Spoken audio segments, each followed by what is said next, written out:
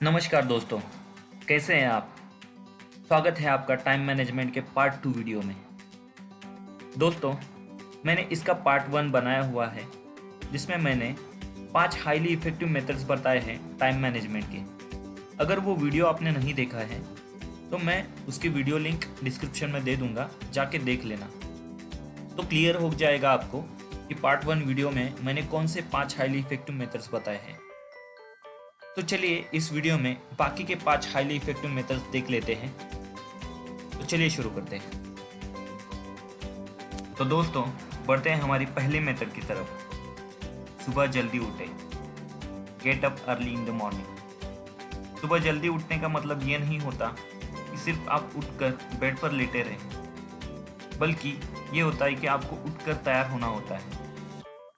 Author कहते हैं कि जो जल्दी सोता है वो जल्दी उठता है, और फिर उसी के पास पैसा और दिमाग दोनों भी अच्छे रहते हैं। दोस्तों, हम में से कई लोगों को रात तक देर तक जागकर काम करने की आदत होती है, जो कि गलत आदत है, क्योंकि रात में ऑक्सीजन की बहुत कमी होती है, जिसकी वजह से हमारा ब्रेन बहुत स्लो चलता है। वही अगर आप सुबह देखेंगे तो ऑक्सीजन बहुत ज़्यादा रहता है हवा में, तो इसी वजह से सुबह हमारा ब्रेन ज़्यादा शार्प और ज़्यादा फास्ट काम करता है। दोस्तों, सुबह जल्दी उठने के कई बेनिफिट्स हैं, जैसे कि सुबह जब आप जल्दी उठते हैं तो आपके पास समय भी ज़्यादा होता है, टाइम भी ज़्यादा होता है, तो आप उस टाइम में एक्सरसाइज कर सकते हैं या फिर मेडिटेशन कर सकते हैं या योगा कर सकते हैं, जिससे कि फिर आप फिजिकली और मेंटली दोनों स्ट्रांग रहेंगे और लाइफ में बहुत बड़े डिसीजंस ले पाएंगे, क्योंकि आप मेंटली स्ट्रांग रह पाएंगे। दूसरी बात, अगर आपके जो मेन काम है, जैसे कि हमने देखा था कि प्राइम टाइम जो होता है वो सुबह का समय होता है, तो सुबह के समय में जो बड़े काम हैं जो या फिर जो महत्वपूर्ण काम है वो फिनिश करना बहुत अच्छा होता है, तो आप वो कर सकते हैं, क्योंकि सुबह के टाइम में आपको डिस्टर्ब करने के लिए कोई नहीं होता, क्योंकि बाकी सब सोए हुए होते हैं और आप काम कर रहे होते हैं। तो ये एक बेनिफिट हुआ। तीसरा बेनिफिट ये हुआ कि जब आप अपना महत्वपूर्ण काम फिनिश करेंगे, आप अपना एक्सरसाइज करेंगे, आप मेडिटेशन करेंगे, तो बाकी बचे हुए टाइम में आप अपने लाइफ के लिए सोच सकते हैं, दिन में आपके पास उसके लिए बहुत टाइम रहेगा। तो ये कुछ फ़ायदे हैं सुबह उठने के, तो ये मेथड आप डाल लीजिए अपने आप में। दोस्तों, हमारी दूसरी मेथड है take advantage of Parkinson's law. Parkinson के लॉ का लाभ लें। दोस्तों, इंडिया और ऑस्ट्रेलिया के बीच में 2 T20 मैचेस हुए। उन दोनों मैचेस में इंडिया ने चेस किया और ऑस्ट्रेलिया ने टारगेट सेट किया पहले बैटिंग करके। पहले मैच में ऑस्ट्रेलिया ने 20 ओवर में 220 रन बनाए, जो कि इंडिया ने चेस कर लिए 19वें ओवर में ही। वही दूसरे मैच में भी ऑस्ट्रेलिया ने पहले बैटिंग करते हुए सिर्फ 160 रन बनाए, यानी लगभग पहले मैच के 70 रन कम बनाए, 70 रन कम बनाए। इंडिया ने वो भी मैच जीत लिया दूसरे बैटिंग करते हुए। अब मुझे बताइए कि पहले मैच में इंडिया ने 19वें ओवर में 220 रन पूरे कर लिए थे, तो इस मैच में इंडिया को ये 15 ओवर के अंदर ही कर लेना चाहिए था, क्योंकि ये रन्स भी कम थे, सिर्फ 160 रन ही थे। लेकिन इंडिया को ये टारगेट पूरा करने के लिए फिर 18 से 19वें ओवर तक जाना पड़ा। तो ऐसा क्यों हुआ? यही पे आता है पार्किंसंस का नियम। इस नियम से ये समझा जा सकता है कि हम जितना टारगेट रखते हैं उतना टारगेट हम अचीव कर लेते हैं उसी समय में।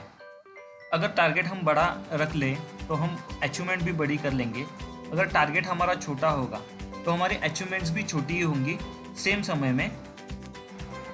चलिए इसे एक और एग्जांपल से समझते हैं। हम में से बहुत से लोग जब ऑफिस में काम करते हैं तो बहुत से ऐसे काम होते हैं जिन्हें हम करते नहीं हैं, किसी न किसी बहाने से टालते रहते हैं। अब ऐसा क्यों? इसमें 2 चीज़ें होती हैं। एक तो उस काम करने में हमारा इंटरेस्ट नहीं होता, और दूसरी बात, हमारे सामने कोई टारगेट नहीं होता उस काम को फिनिश करने के लिए। लेकिन अगर समझ लीजिए कि आपको 5 से 6 दिन के लिए कहीं घूमने जाना होगा, तो आप क्या करेंगे? आप उन कामों को जल्दी से जल्दी फिनिश करने का सोचेंगे, क्योंकि आपके सामने टारगेट है कि आपको घूमने जाना है, और आप जब तक ये काम फिनिश नहीं होंगे तब तक घूमने नहीं जा पाएंगे।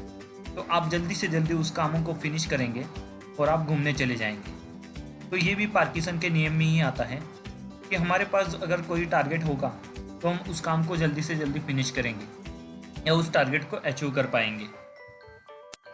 यानी ये नियम समझने के बाद हमें ये समझ में आता है कि हमें कम से कम समय में ज़्यादा से ज़्यादा टारगेट रखना चाहिए, ज़्यादा से ज़्यादा काम फिनिश करने के टारगेट हमारे होने चाहिए, तभी हम अच्छा सक्सेस पा सकते हैं हमारे लाइफ में। दोस्तों, बढ़ते हैं हमारे तीसरे मेथड की तरफ। मेक क्लियर फाइनेंशियल टारगेट्स, मतलब आर्थिक लक्ष्य बनाएं। दोस्तों, एक सेल्समैन था जिसकी पत्नी बहुत बीमार थी और बहुत दिनों से अस्पताल में भर्ती थी। लेकिन हैरानी की बात तो ये थी कि इस सारे प्रॉब्लम्स के बावजूद उस साल उस सेल्समैन का सेल सबसे ज़्यादा था बाकी सालों के मुकाबले, और वो उस साल बहुत सक्सेसफुल भी रहा।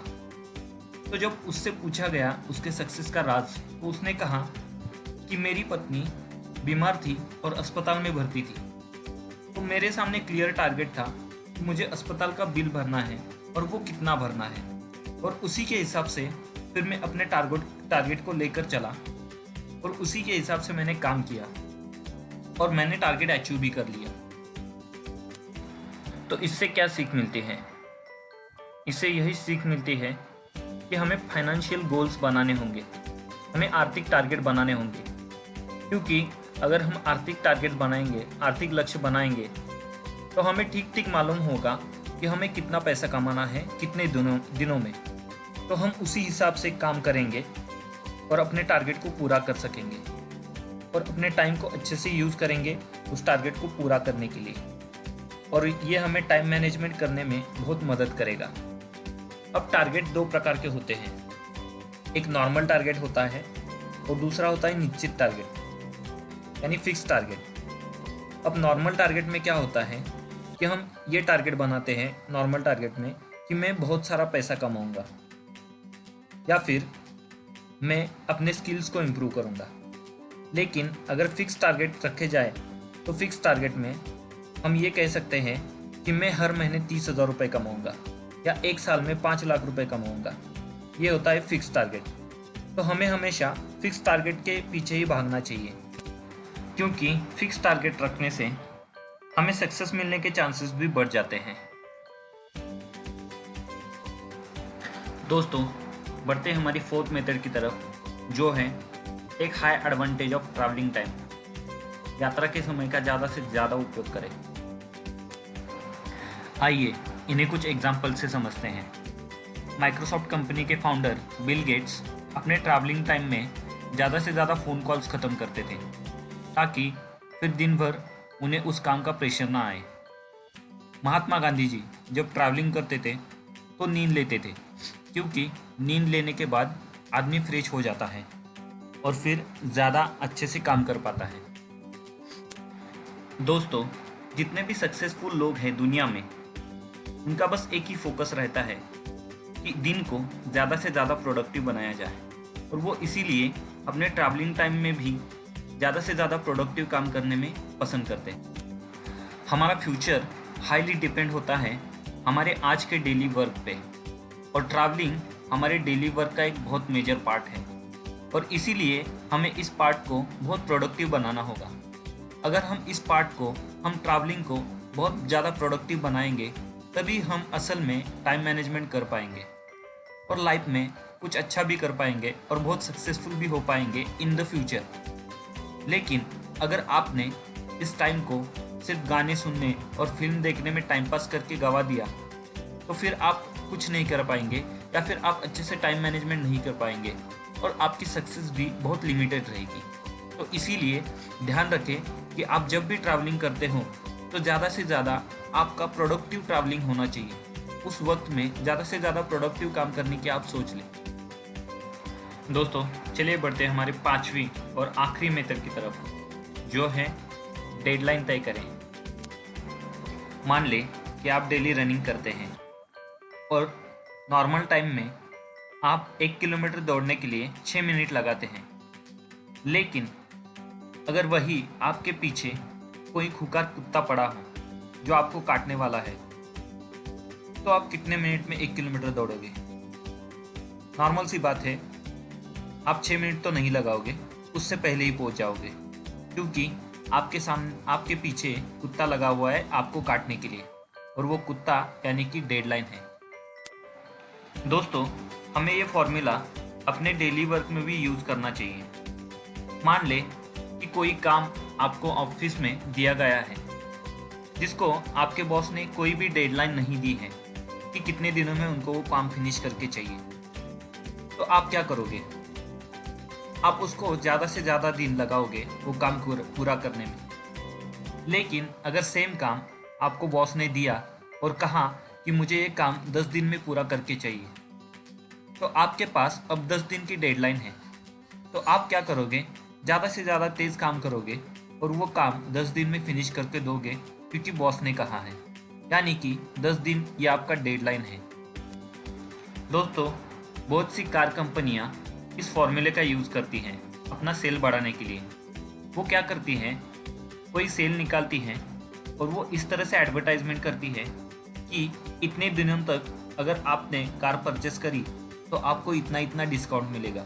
और फिर ग्राहक क्या करता है, कस्टमर क्या करता है, उस एडवर्टाइजमेंट को देखकर वो भी सोच लेता है कि अगर मैंने इस टाइम तक कार को नहीं खरीदा तो मेरा नुकसान हो जाएगा, और वो जाके कार खरीद लेता है। और फिर इस तरह से इस फॉर्मूले का यूज़ करके एक कार कंपनी अपने सेल्स को बढ़ाती है। दोस्तों इस फॉर्मूले को यूज़ करने के 3 मेजर बेनिफिट्स हैं।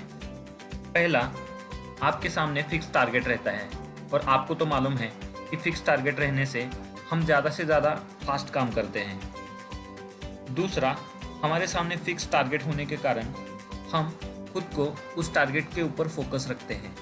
और तीसरा, हम एक जगह फोकस रहने के कारण, एक ही टारगेट पर ज़्यादा फोकस करने के कारण उसको पूरा करने के लिए नए नए आइडियाज़ निकालते हैं, जिसके वजह से हमारी स्किल्स भी इम्प्रूवमेंट होती है और फिर हमारी प्रोडक्टिविटी और ज़्यादा बढ़ती है। तो दोस्तों अगर आपको लाइफ में सक्सेसफुल होना है और आपको अच्छे से टाइम मैनेजमेंट करना है, तो डेडलाइन के फॉर्मूले को ज़्यादा से ज़्यादा यूज़ करना होगा, तभी आप लाइफ में कुछ अच्छा कर पाएंगे, कुछ सक्सेसफुल बन पाएंगे। दोस्तों डॉक्टर सुदीप दीक्षित जी की लिखी हुई टाइम मैनेजमेंट बुक्स के ये कुछ हाईली इफ़ेक्टिव मेथड्स थे जो कि मैंने इस वीडियो में आपको बताया है।